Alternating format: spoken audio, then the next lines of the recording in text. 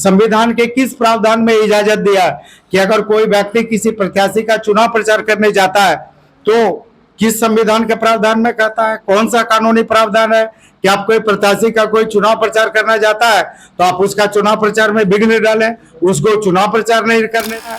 चुनाव आयोग को इस पर संज्ञान लेना चाहिए और जो विधि विशेषज्ञ है, जो संविधान विशेषज्ञ है, जो संविधान के ज्ञाता अपने आप को समझते हैं, ऐसे लोगों को क्लियर करना चाहिए कि संविधान, कौन सा संविधान का प्रावधान किसी को चुनाव प्रचार करने से रोकता है। चंद्र प्रकाश चौधरी जी के प्रयास से कितने काम हो, मैं डाटा के साथ बात करता हूँ, मैं हवा में बात नहीं करता हूँ। चंद्र प्रकाश चौधरी जी हवा में बात नहीं करते हैं। मैं आपको बताना चाहूंगा कि जेना मोड़ से लेके गोला जो 4 लेन रोड है 1007 करोड़ 97 लाख का ये योजना, मेरे लाल के हसीन सपने देखने के लिए किसको रोका, रोके और ये देखे 4 जून को कि 700 पार आता है कि 7 लाख पार आता है कि कितना पार आता है। 7 तारीख 4 जून तक का दर्ज रखे और 4 जून के बाद बताओ ना कि कितना है। इस वक्त हम गिरिडीह लोकसभा में उपस्थित हैं और ये जरीडीह प्रखंड है। मेरे सामने आज गोमिया के वर्तमान विधायक डॉक्टर लंबोदर महतो जी उपस्थित हैं।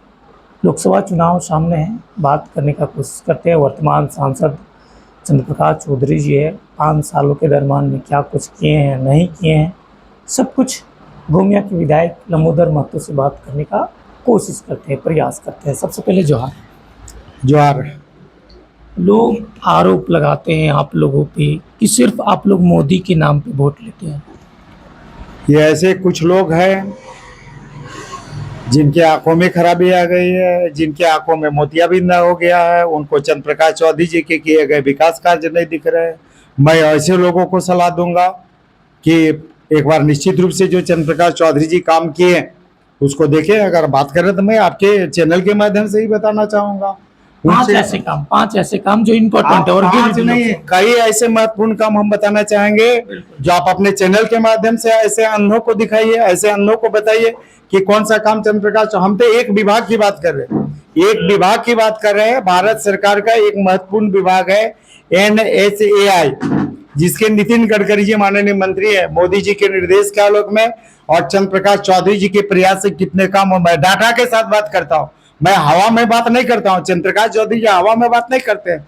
मैं आपको बताना चाहूंगा कि जेना मोड़ से लेके गोला जो 4 लेन रोड है 1007 करोड़ 97 लाख का ये योजना स्वीकृत भी हुआ है, शिलान्यास भी हुआ है और शिलान्यास होने के बाद जमीन पर काम भी चल रहा है।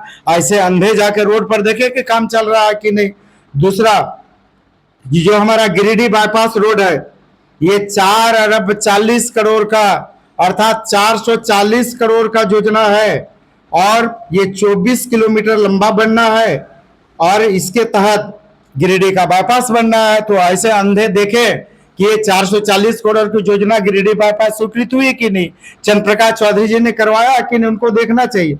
इसके साथ ही आप देखेंगे खैरा टंडा से लेके बरवाडा तक ये 8060 करोड़ की योजना, 40 किलोमीटर लगभग ये सड़क है।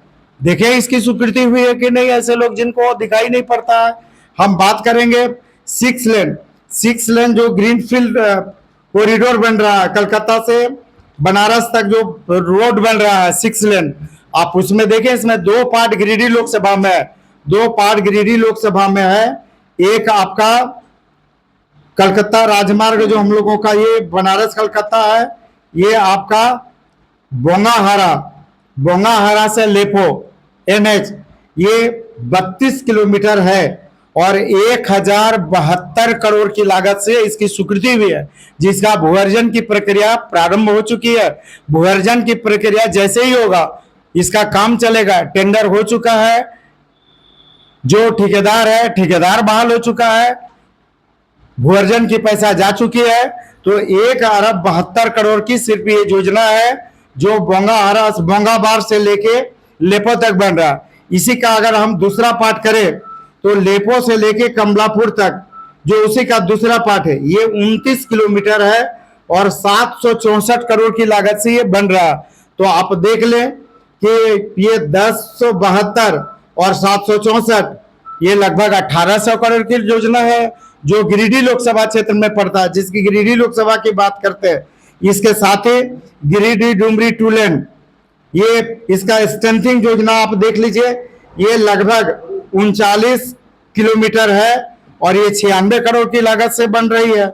इसके साथ ही गोरहर से लेके खैराटंडा तक ये जो रोड बन रहा, ये 917 करोड़ की योजना है और 40 किलोमीटर लगभग बन रही है। तो आप एक एक सिर्फ हम ये आपको एनएचए का बता रहे हैं, आप इसको जोड़ ले, जो अंधे को दिखाई नहीं पड़ता है चंद्र प्रकाश चौधरी जी ने कौन सा काम करा है, ऐसे अंधों को पहले जोड़ के देख ले कि कितने करोड़ कितने अरब का काम हुआ। इसके साथ ही हम बात करें तो पीएमजीएसवाई में 4,450 करोड़ के काम पूरे गिरिडीह लोकसभा क्षेत्र में हुए। अगर आप बात करें तो कुल 159 सड़क स्वीकृत हुए पीएमजीएसवाई के तहत, और कुल सड़कों की लंबाई की बात करें तो पीएमजीएसवाई योजना के तहत 706.8 किलोमीटर सड़कों का निर्माण के लिए स्वीकृति हुई है। और कुल अगर लागत की बात करें गिरिडीह लोकसभा के तहत तो 438 करोड़ की लगभग पीएमजीएसवाई की योजना यहाँ पर गिरिडीह लोकसभा क्षेत्र में उतरी है। इसके बाद भी अंधों को काम दिखाई नहीं पड़ता है, चंद्र प्रकाश चौधरी जी के किए गए काम दिखाई नहीं पड़ता है।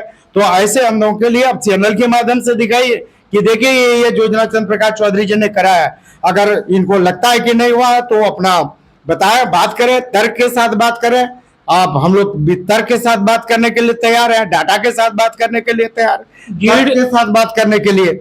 इसके अतिरिक्त कई ऐसे बात है जिसको मैं आपके सामने बताना चाहूंगा कि कई महत्वपूर्ण काम प्रधानमंत्री आपदा राहत कोष में 107 लाभुकों को 1,80,00,000 रुपया चंद्र प्रकाश चौधरी जी के अनुशंसा पर यहाँ के लोगों को लाभ मिला। इसके अतिरिक्त अगर आप देखें तो एसीए में 496 योजना गिरिडीह जिला में स्वीकृत हुई है और 61,49,00,000 की योजनाएं हुई है। डीएमएफटी में अगर बात करें तो 499 योजनाएं स्वीकृति हुई है और 571 करोड़ की योजना यहाँ पर स्वीकृत होकर जमीन पर उतर रही है। तो इतना काम होने के बाद भी लोगों को अगर विकास की योजना नहीं दिखाई पड़ती है तो उन्हें तो मेरा यही सलाह होगा कि उनके आंखों में मोतियाबिंद है, किसी आंख के डॉक्टर के पास जाए, अपने मोतियाबिंद का इलाज कराए, अपना आंख ठीक करें, उसके बाद चंद्र प्रकाश चौधरी जी के किए गए विकास कार्यों को देखें। गिरिडीह लोकसभा के लोग जो है सबसे ज़्यादा दूसरे राज्य जाते हैं कमाने के लिए, तो वर्तमान सांसद चंद्र प्रकाश चौधरी जी रोजगार के क्षेत्र में क्या किए हैं? ऐसे लोगों को जानकारी होना चाहिए। ये पलायन और रोजगार की जहां तक बात है, रोजगार सृजन, रोजगार और ये जो पलायन हो रहा है ये काम राज्य सरकार का है। राज्य सरकार 4.5 साल तक सो ही रही, कहाँ राज्य सरकार है? राज्य सरकार को ये नैतिक जिम्मेवारी लेनी चाहिए कि हमने पलायन नहीं रोक पाया, और यही कारण है कि आज लाखों की संख्या में आप दूसरे राज्यों में जाके काम कर रहे हैं और वहां से मजदूरी के जगह पर, पैसे के जगह पर डेड बॉडी आ रहा है। तो ये तो सरकार, राज्य सरकार जो है इसकी जिम्मेवारी है। रोजगार पलायन ये तो राज्य सरकार का काम है। चंद्र प्रकाश चौधरी तो विपक्ष के सांसद है, ये राज्य सरकार का नैतिक जिम्मेवारी है। राज्य सरकार ने क्या किया है रोजगार को दूर करने के लिए, पलायन को रोकने के लिए कौन सा काम किया, ये तो राज्य सरकार को बताना चाहिए। तो ये जिसकी आप बात कर रहे हैं, मैं सहमत हूं कि यहाँ से लोग पलायन कर रहे हैं, लाखों की संख्या में पलायन कर रहे हैं, और ये पलायन को रोकने की जिम्मेवारी चंद्र प्रकाश चौधरी एक सांसद को नहीं होती है। एक सांसद या एक विधायक ये पलायन नहीं रोक सकता है, रोजगार मुहैया नहीं करा सकता है। ये बात जरूर है कि इससे संबंधित पलायन रोकने के लिए, रोजगार सृजन के लिए सदन में आवाज उठा सकता है। तो हम लोग लगातार सदन में आवाज उठा रहे हैं कि ये सरकार 1932 का हथियार आधारित स्थानीय नीति लागू करे, नियोजन नीति लागू करे, औद्योगिक नीति लागू करे।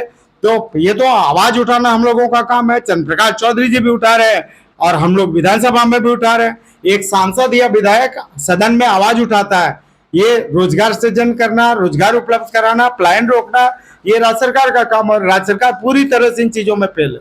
लेकिन पारसनाथ पहाड़ बेचने का आरोप भी लगता है आप लोगों पर। हम पारसनाथ की बात क्यों करते हैं? ये तो पूरा झारखंड बेचने का आरोप इस सरकार पर है। आप देखें कि इस राज्य का अगुवाई करने वाला मुख्यमंत्री कहाँ है, क्यों है, किस घोटाले के आरोप में गया है? जिस जमीन की आप बात कर रहे हैं, ये जमीन बेचने के आरोप में, जमीन घोटाले के आरोप में आज इस सरकार का अगुवाई करने वाला लोग अगर जेल में बंद है तो पारसनाथ की बात है। अगर तो इनकी बस बने तो पूरा झारखंड बेच देंगे।